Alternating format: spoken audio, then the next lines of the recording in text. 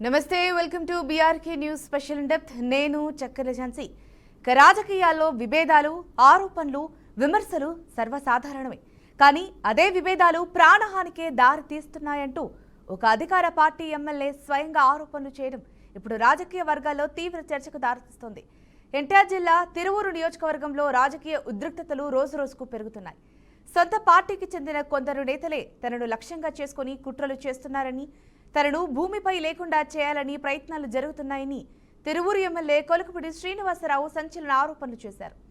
కొండూరు మండల టీడీపీ అధ్యక్షుడు పిక్లా నాయక్ నిన్న భూమిపై లేకుండా చేస్తామన్నట్లుగా మాట్లాడారని, దీంతో తన ప్రాణాలకు నిజంగా ప్రమాదం ఉందనే అనుమానం కలుగుతోందని ఎమ్మెల్యే ఆవేదన వ్యక్తం చేశారు.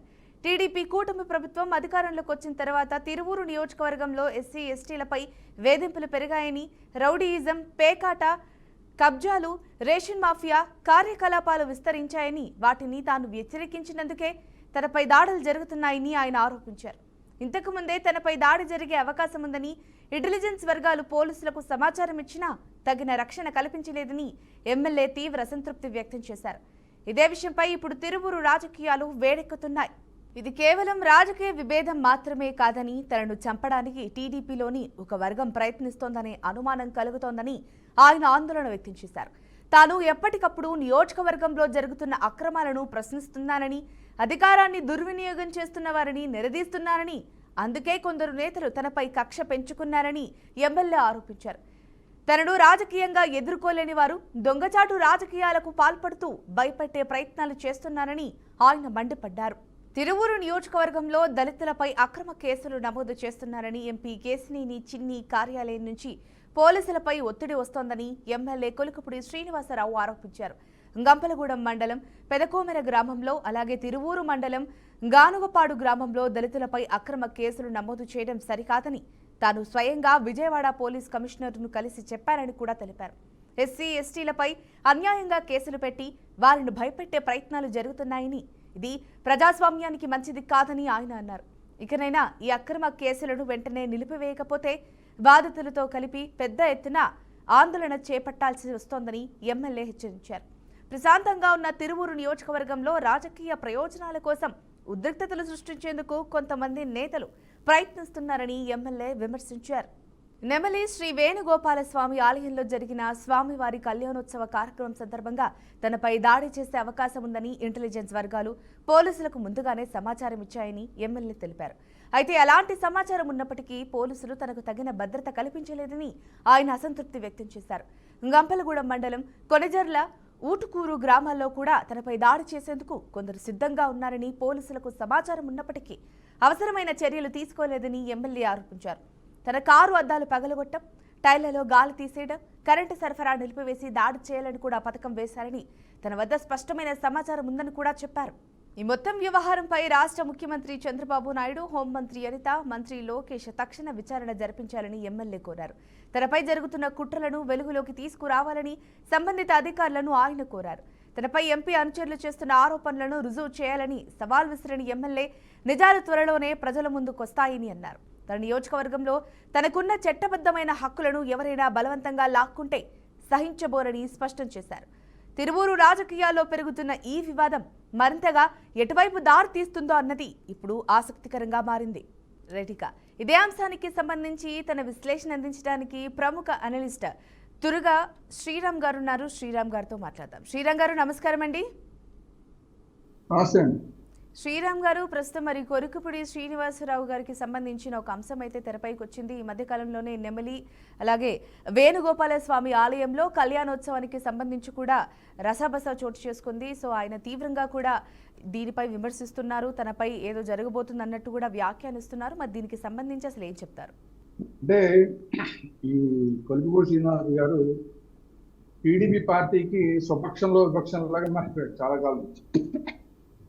ఎందుకంటే ఇది ఆయనకి తెలుగుదేశంతో పార్టీతో ఏం విభేదాలు లేవు, కానీ స్థానికంగా ఉన్న ఎంపీ కేశినేని చిన్నితోటి విభేదాలు వచ్చినాయి.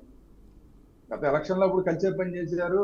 అప్పుడు కేశినేని చిన్ని అంతటివాడు ఇంతటివాడు, ఆయన వల్లే నాకు టికెట్ వచ్చింది, ఆయన నన్ను గెలిపించాడు, ఇవన్నీ మాట్లాడాడు. తర్వాత ఇద్దరికి మధ్య ఏ విభేదాలు వచ్చినాయో తెలియదు, చాలా దూరం పెరిగిపోయింది. ఇద్దరికి మధ్య విభేదాలు చాలా తీవ్ర రూపం దాల్చినాయి. ఇప్పుడు జరిగిన సంఘటన కన్నా ముందే దీని మీద చాలా సార్లు చర్చ జరిగింది. వాళ్ళిద్దరూ ఒకళ్ళ మీద ఒకళ్ళు విమర్శలు చేసుకోవడం జరిగింది. పార్టీ కేంద్ర కార్యాలయానికి కూడా కంప్లైంట్ చేసుకోవడం జరిగింది ఒకళ్ళ మీద ఒకళ్ళు.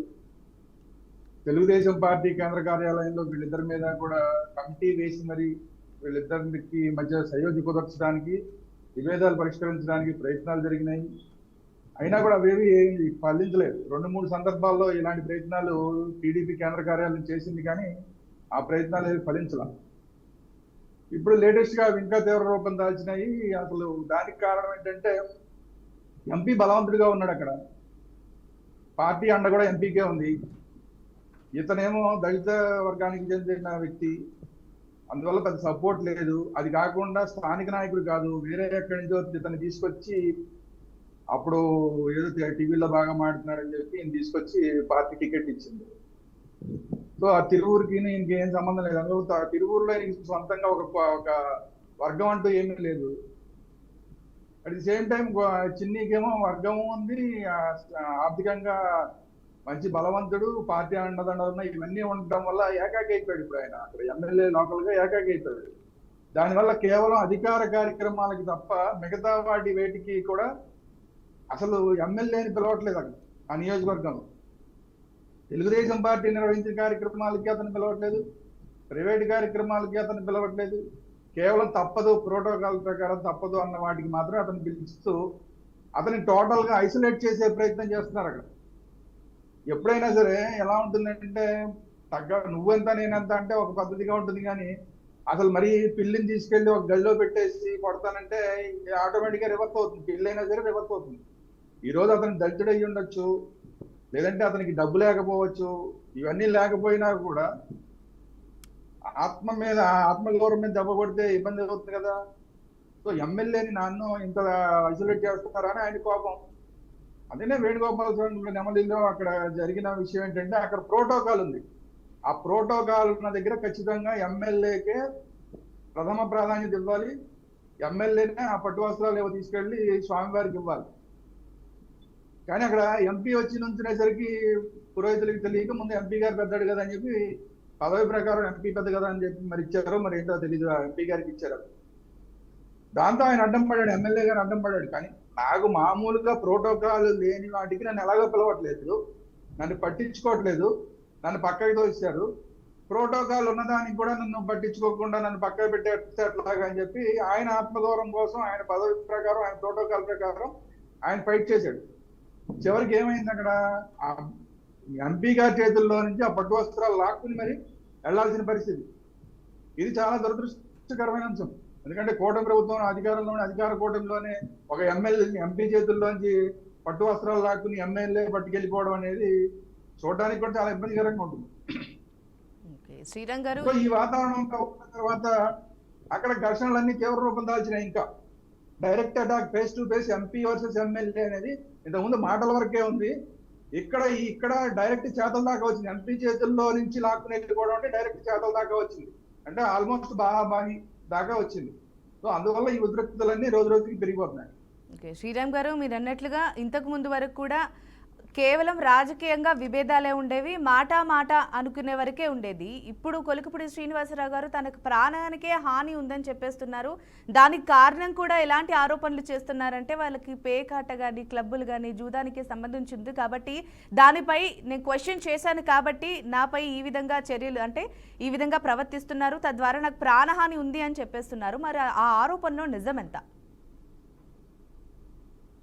నిజమెంత అనేది పోలీసులు చెప్పాలి. కానీ అక్కడ ఉద్రిక్త వాతావరణం, ఆ రోజు టెంపుల్లో ఉద్రిక్త వాతావరణం చూస్తే ఎంపీ గారి చేతుల్లోంచి ఎమ్మెల్యే గారు ఆ పట్టు వస్త్రాలు తీసుకోగానే మళ్ళీ ఎంపీ గారి వర్గానికి చెందిన వాళ్ళు ఆయన చేతుల్లోంచి లాక్కోవడానికి, ఈయన తోసేయడానికి, ఎమ్మెల్యేని తోసేయడానికి, మ్యాన్ హ్యాండింగ్ చేయడానికి సిద్ధపడ్డారు అక్కడ. ఇవన్నీ చూసిన తర్వాత ఎమ్మెల్యే గారికి మ్యాన్ హ్యాండింగ్ చేయడానికి ఒక వర్గం సిద్ధంగా ఉన్నది అనేది క్లియర్. అది ప్రాణహాని దాకా వెళ్తుందా ఏమవుతుంది అనేది వేరే విషయం. కానీ మ్యాన్ హ్యాండింగ్ చేయడానికి కూడా, ఎమ్మెల్యే మీద మ్యాన్ హ్యాండింగ్ చేయడానికి కూడా ఒక వర్గం అక్కడ సిద్ధంగా ఉన్నదని క్లియర్ గా మనకు కనబడుతోంది. దీనికి తోడు ఎప్పుడైతే విభేదాలు అనేవి పార్టీలోనే వచ్చినాయో ఎంపీ గారికి సంబంధించిన వర్గం ఎవరైతే ఉన్నారో వాళ్ళు చేసే ప్రతి కార్యకలాపానికి కూడా ఎమ్మెల్యే అడ్డం పడుతున్నాడు అక్కడ. అది పేకాట క్లబ్లు అవ్వచ్చు, ఇంకోటి అవ్వచ్చు, ఇంకోటి అవ్వచ్చు, ఆయన రకరకాలు చెప్తున్నాడు. అవన్నీ కూడా వాటన్నిటి అది ఎక్కడ ఎంపీ వర్గానికి చెందిన వాళ్ళు ఏదైనా చేస్తుంటే ఖచ్చితంగా ఆయన అడ్డం పడుతున్నారు. అడ్డం పడడం మాత్రమే కాకుండా స్వయంగా ఎమ్మెల్యేని వెళ్ళి పోలీస్ కంప్లైంట్ ఇస్తున్నారు అక్కడ అలాంటివన్నీ చేసిన వాళ్ళ మీద. సో యాంటీ సోషల్ ఎలిమెంట్స్ వాళ్ళ మీద డైరెక్ట్ గా ఎమ్మెల్యేనే కంప్లైంట్ ఇచ్చిన తర్వాత వాళ్ళకి వెనకాల ఎంపీ బలం ఉంది, మనకి పార్టీ బలం ఉంది అనుకున్న వాళ్ళు ఆటోమేటిక్ గా ఈయన అడ్డు తొలగించుకోవాలనుకుంటారు. రాజకీయ విభేదాలు ఉంటే పరిష్కరించుకోవాలనుకుంటారు. కానీ క్రిమినల్స్ తోటి డైరెక్ట్ గా తలపడినప్పుడు ఏమవుతుంది, క్రిమినల్స్ తోటి తలపడితే ఆటోమేటిక్ గా ఎలిమినేట్ చేయడానికి ప్రయత్నం చేస్తారు. సో అలాంటిది ఏదైనా అక్కడ జరిగి ఉండొచ్చు, దాన్ని మనం కాదని. ఎందుకంటే ఇంటెలిజెన్స్ రిపోర్ట్స్ ఉన్నాయని చెప్పి ఒక ఎమ్మెల్యే గారే చెప్పిన తర్వాత దాన్ని మనం కాదని మనం ఎవరు. సో ఇంటెలిజెన్స్ చెప్పాలి, పోలీసులు చెప్పాలి. అయితే ఇంటెలిజెన్స్ చెప్పిన తర్వాత కూడా పోలీసులు ఎందుకు చర్యలు తీసుకోవట్లేదు అనేది ఇది పెద్ద క్వశ్చన్. ఒకవేళ పోలీసులు కనుక ఇలా చర్యలు తీసుకోకపోతే రేపు పొద్దున అదే ఎమ్మెల్యేకి ఏదైనా జరిగితే ఎవరు బాధ్యత వహిస్తారు? అధికార పార్టీ ఎమ్మెల్యేని రక్షించడానికి అధికారంలో ఉన్న పోలీసులే రక్షణ కల్పించకపోతే ఏం మెసేజ్ వెళ్తుంది ప్రజల్లోకి? వాళ్ళ ఎమ్మెల్యేని రక్షించుకోలేకపోతే, వాళ్ళ ఎమ్మెల్యేని వాళ్ళ పార్టీ వాళ్ళు దాడులు చేస్తూ ఉంటే ఇంకా అసలు ఈ ప్రభుత్వం మీద ఎలాంటి మెసేజ్ ప్రజల్లోకి వెళ్తుంది అనేది ఆ పార్టీ ఆలోచించుకోవాలి, ఆ ప్రభుత్వం ఆలోచించుకోవాలి.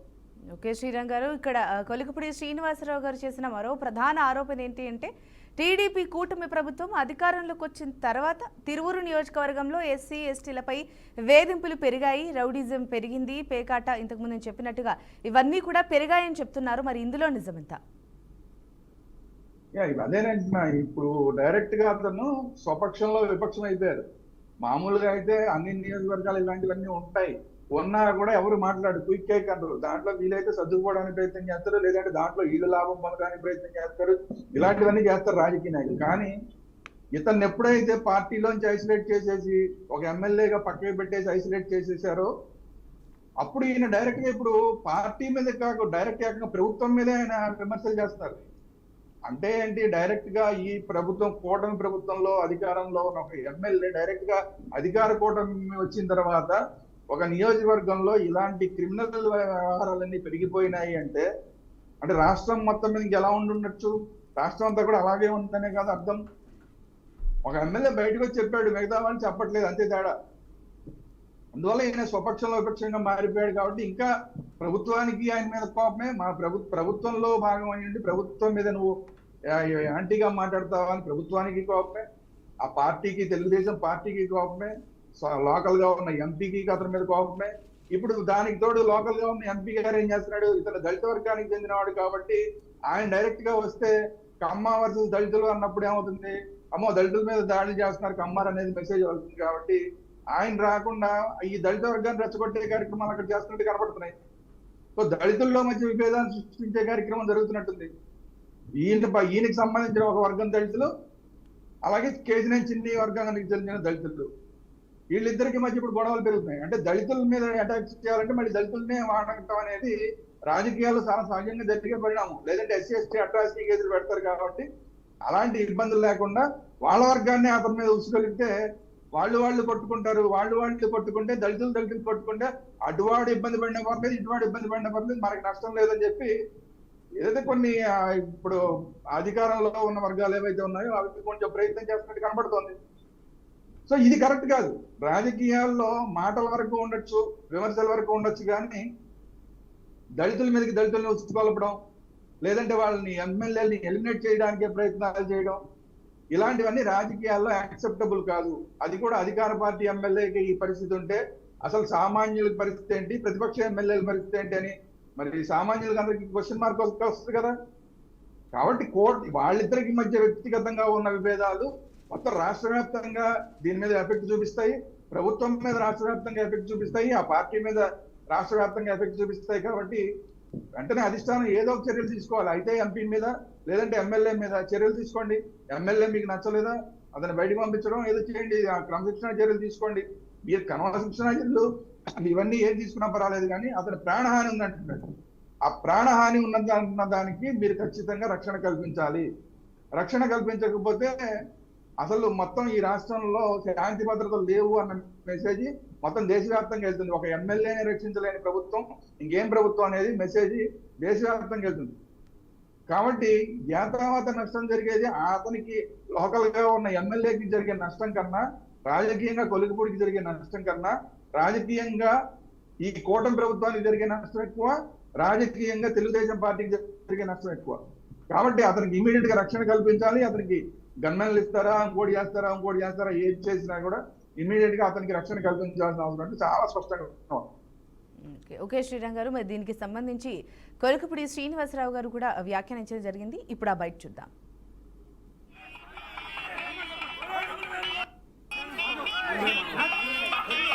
ఎప్పుడైతే నేను పట్టు వస్త్రాలు సమర్పించి ఇంటికి వచ్చానో, వచ్చిన తర్వాత నిఘా వర్గాల ద్వారా నాకు తెలిసింది ఏంటంటే, తెలిసిన సమాచారాన్ని బట్టి నేను అడిగే ప్రశ్నలు ఏంటంటే, దేవాలయానికి వెళ్ళిన తర్వాత ఎంపీ గారి చేతుల్లో నుంచి పట్టు వస్త్రాలు నేను తీసుకున్నాను. దేవాలయానికి వెళ్ళిన తర్వాత అది రాత్రి 9:30 సమయంలో. కానీ మధ్యాహ్నం నుంచే జనాన్ని ఎందుకు సమీకరించారు? మధ్యాహ్నం నుంచే ఎంపీ గారి కార్యాలయం నుంచి తిరువూరు నియోజకవర్గంలో ఉన్న 4 మండలాల్లో కొంతమందికి ఫోన్లు చేసి జనాన్ని సమీకరించమని, ఎమ్మెల్యే మీద దాడి చేయమని ఎందుకు చెప్పారు? ఈ విషయం తెలిసిన నిఘా వర్గాలు నా గన్మ్యాన్కి ఫోన్ చేసి గొడవలు జరుగుతాయని చెప్పారు కానీ, దాడి జరగవచ్చు అని చెప్పారు కానీ, జాగ్రత్తగా ఉండండి అని చెప్పారు కానీ, నాకెందుకు మరి శ్రీరామ్ గారు ఆ బయటలో మాట్లాడింది కూడా ఒకసారి గమనించినట్లయితే, ఇంటెలిజెన్స్ వర్గాలు పోలీసులకు ముందే సమాచారం ఇచ్చినా కూడా ఎందుకు తగిన రక్షణ కల్పించలేదు అని చెప్పేసి కూడా వ్యాఖ్యానిస్తూ అసంతృప్తిని అయితే వ్యక్తం చేస్తున్నారు. మరి దీనిపైన ఏమంటారు? ఖచ్చితంగా అండి. ఇప్పుడు సామాన్యులకు ఎవరికైనా మీలంగాళ్ళకి నాలాంటి వాళ్ళకి ఇబ్బంది కలుగుతోంది అని ఇంటెలిజెన్స్ వర్గాలు రిపోర్ట్ ఉంటే మనకు కూడా ఖచ్చితంగా ప్రభుత్వం సెక్యూరిటీ కల్పించాలి. ప్రభుత్వం బాధ్యత. అలాంటిది ఒక ఎమ్మెల్యే అలా అంటున్నారు అంటే ఖచ్చితంగా అతనికి రక్షణ కల్పించాలి.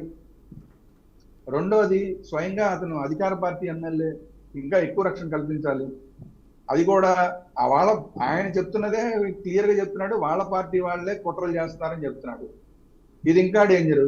ప్రతిపక్షాల మీద అయితే పోనీ జరుగుతుంది, ప్రతిపక్షాలు ఎవరి మీద ఆయన దాడి చేస్తున్నాయంటే అది కాదు. స్వపక్షం వాళ్ళే, తెలుగుదేశం ఎమ్మెల్యేని ఎలిమినేట్ చేయడానికి ప్రయత్నం చేస్తున్నారు అనేది ఎమ్మెల్యే గారి ఆరోపణ.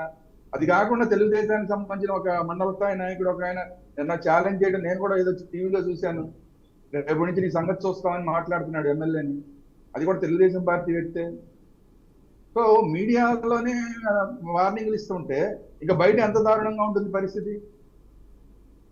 ఇవాళ రేపు ఎలా ఉంది?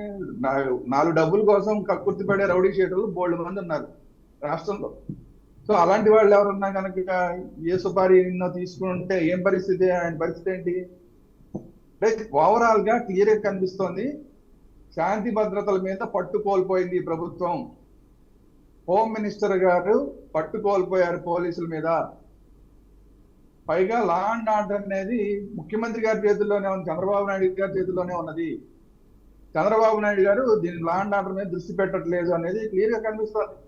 ఆయన అంటే మిగతా చాలా విషయాలు ఆయన చూడాలి కాబట్టి ఓకే, కానీ శాంతి భద్రత ఆయన దగ్గరే పెట్టుకున్నప్పుడు ఆయన దృష్టి సారించాల్సింది. అది కూడా ఒక ఎమ్మెల్యేని ఆరోపణ చేస్తున్నప్పుడు శాంతి భద్రతల మీద ఆయన దృష్టి పెట్టకపోతే ఎలా కుదురుతుంది?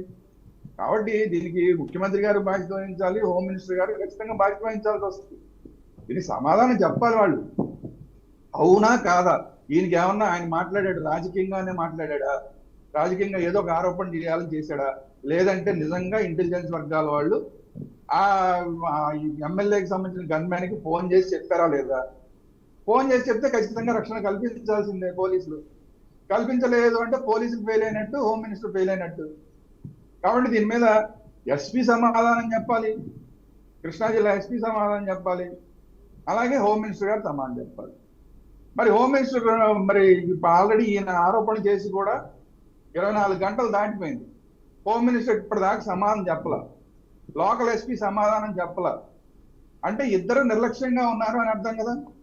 ఒక ఎమ్మెల్యే, అధికార పార్టీ ఎమ్మెల్యేని నా మీద దాడులు జరుగుతుందని ఇంటెలిజెన్స్ రిపోర్ట్ చెప్పిన తర్వాత కూడా పోలీసులు సరిగా వ్యవహరించలేదంటే దానికి సమాధానం చెప్పట్లేదు ఎస్పీ అంటే ఎస్పీ బాధ్యతారహితంగా ఉన్నట్టే కదా, మరి పార్టీ బాధ్యతారహితంగా ఉన్నట్టే కదా, హోమ్ మినిస్టర్ బాధ్యతారహితంగా ఉన్నట్టే కదా. అంటే ఏంటి? వాంటెడ్ గా చేస్తున్నారా ఇప్పుడు అనేది ఆయన ఏదైతే చెప్తున్నాడో, వాంటెడ్ గా చేస్తున్నారు, మా పార్టీ వాళ్ళే నా మీద కుట్ర చేస్తున్నారు, లేదంటే మా ప్రభుత్వమే నా మీద కుట్ర చేస్తుంది, లేదంటే మా ఎంపీని నా మీద కుట్ర చేస్తున్నారని ఏవైతే చెప్తున్నారో ఇవన్నీ కూడా నిజమేనేమో అన్న అనుమానాలు ఇప్పుడు వస్తాయి అందరికి. హోమ్ మినిస్టర్ మాట్లాడకపోతే, ఎస్పీ మాట్లాడకపోతే అదే డౌట్ వస్తుంది కదా. కాబట్టి నష్టం జరుగుతుంది. మీరు నిజంగా బాధ్యతారహితంగా ఉన్నారు, ఎస్పీ, లోకల్ ఎస్పీ కానీ హోమ్ మినిస్టర్ గారు అనేది ప్రజల్లోకి వెళ్ళిపోతుంది.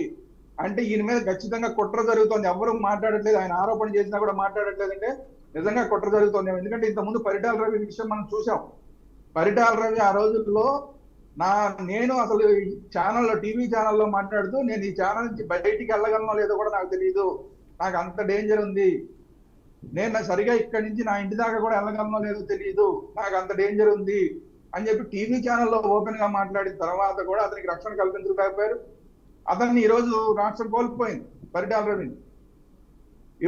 ఇప్పుడు ఇంకొక దళిత ఎమ్మెల్యే ఇలాంటి ఆరోపణలు చేస్తుంటే ఎస్పీ స్పందించట్లేదు, హోమ్ మినిస్టర్ స్పందించట్లేదు, ముఖ్యమంత్రి స్పందించట్లేదు అంటే ఏదో జరుగుతోందేమో అన్న డౌట్ వస్తుంది. కాబట్టి మళ్ళీ ఒక దళిత ఎమ్మెల్యేని పోగొట్టుకోవడానికి ఈ రాష్ట్ర ప్రభుత్వం సిద్ధంగా ఉందా, లేదంటే ఈ కూటమి సిద్ధంగా ఉందా, లేదంటే ఈ హోమ్ మినిస్టర్ సిద్ధంగా ఉన్నారా, లేదంటే ఈ ఎస్పీ సిద్ధంగా ఉన్నారా అనేది ఇప్పుడు సామాన్యులు డౌట్ వస్తుంది. కాబట్టి పోలీస్ వ్యవస్థ మీద నమ్మకం కలగాలంటే ఇమీడియట్ గా ఎస్పీ గారు దీని మీద ఏదో ఒకటి మాట్లాడాలి. ఆయనకి నిజంగా సెక్యూరిటీ అవసరమా, లేదా ఆయన రాజకీయంగా మాట్లాడాడా అనేది చెప్పాలి. లేదు ఈయన ఏం లేదంటే ఆయన ఏదో మాట్లాడాడు కానీ మేము ఎంక్వైరీ చేసాం, అలాంటిదంతా ఏమి లేదని ఎస్పీ గారు చెప్పాలి. లేదా హోమ్ మినిస్టర్ గారు వచ్చి చెప్పాలి, ఈయన రాజకీయంగా మాట్లాడుతున్నాడు తప్ప ఈయనకేమి సెక్యూరిటీ ప్రాబ్లం లేదని వాళ్ళన్నా చెప్పాలి. ఉంటే కనుక రక్షణ కల్పించాలి. అది చేయకుండా ఇది చేయకుండా ఉంటే మాత్రం కుట్ర జరుగుతోంది అన్నది ప్రజల్లోకి వెళ్ళిపోతుంది. ఒక రాష్ట్రంలో అధికార పార్టీ ఎమ్మెల్యే మీద కుట్ర జరుగుతోంది అంటే ఇది కేంద్రం దృష్టి సారించాల్సిన అంశంగా మారుతుంది.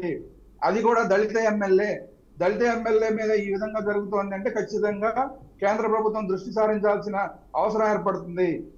కేంద్ర హోంశాఖ దీని మీద దృష్టి సారించాల్సిన అవసరం ఏర్పడుతుంది. అమిత్ షా గారి దాకా ఈ విషయం వెళ్లాల్సిన పరిస్థితులు ఏర్పడతాయి. కాబట్టి ఏదో ఒకటి ఏం జరుగుతుంది అనేది ప్రజలకు తెలియాలి. ఎమ్మెల్యే వచ్చి నా నెత్తినోరు బాదుకుంటా ఉంటే, నన్ను చంపేస్తారు బాబోయే నెత్తినోరు బాదుకుంటా ఉంటే అసలు ప్రభుత్వం వైపు నుంచి కానీ, హోమ్ మినిస్టర్ వైపు నుంచి కానీ, పోలీస్ వైపు నుంచి రెస్పాన్స్ లేదంటే ఏమనుకోవాలి? కాబట్టి ఎక్కడో ఏదో పొరపాటు జరుగుతోంది అన్నది చాలా స్పష్టంగా కనబడుతోంది. ఆ పొరపాటు ఏంటి అన్నది ప్రజలకు చెప్పాల్సిన బాధ్యత కూటమి ప్రభుత్వం మీద ఉంది, ముఖ్యమంత్రి గారి మీద కూడా ఉంది. రైట్, థ్యాంక్ యూ శ్రీరామ్ గారు. మరి ఈరోజు ఈ అంశానికి సంబంధించి మీ విశ్లేషణ చక్కగా అందించారండి. Thank you once again. చూసారు కదా, ఇది వాటి బీఆర్కే న్యూస్ స్పెషల్ డెప్త్. చూస్తూనే ఉండండి బీఆర్కే న్యూస్, తెలుగుడి సత్తా.